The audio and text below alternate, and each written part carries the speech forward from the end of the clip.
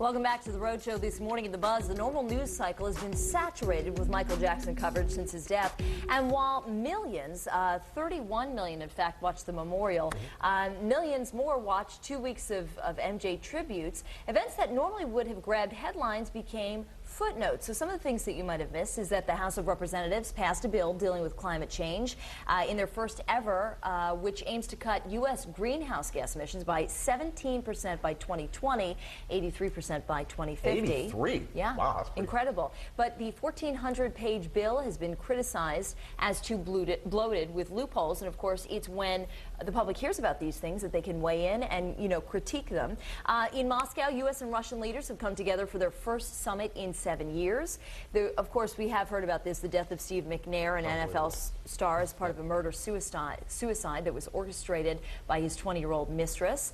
And 4 years after retiring, 37-year-old Lance Armstrong is suddenly in second place at the Tour de France. Well, it started?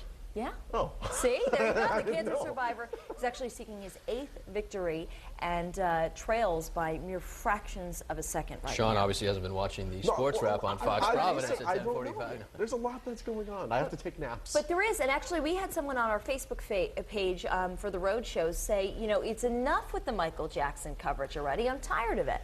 It's a double-edged sword, because when you have 31 million people watching, clearly there's a desire to see it. It just depends on how much. Now, the national media has been wall-to-wall crazy. There are local news outlets like ourselves where we have to give you the Michael Jackson stuff, and we give you the other stuff as well. But you look at CNN. I mean, I have not seen Larry King talk about anything but Michael Jackson in the past 2-3 weeks.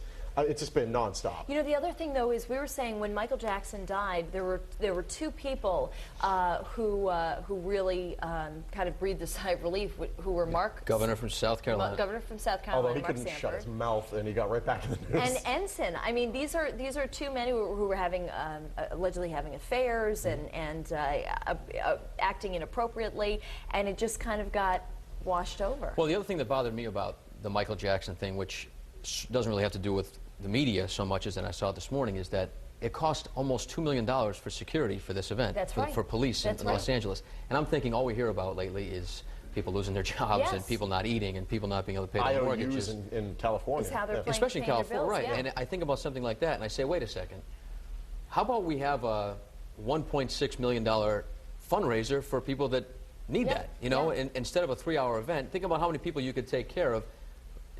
The question is, when you have over 1.7 million people trying to get into that event, do you not have it? No, but why does it have to tough. be either way? Why does it have to be not have it, or why does it have to be, have it? Why can't we do, some public fundraising, which they're doing? A lot of the police enforcement there was a little bit of overreaction because it ended up being a very calm event. Right. But they want to be prepared just in Absolutely. case there were flipped cars. And I also think that some of the these huge celebrities, part of their estate should go to paying the city back, because they've gotten so much from fans before. It's time to maybe give back. Michael's got some big financial problems. Well, you know what though? He actually has a lot of money, though. Well, he has a lot of money, and he's going to see a lot more money come because he's not taking the money anymore, unfortunately.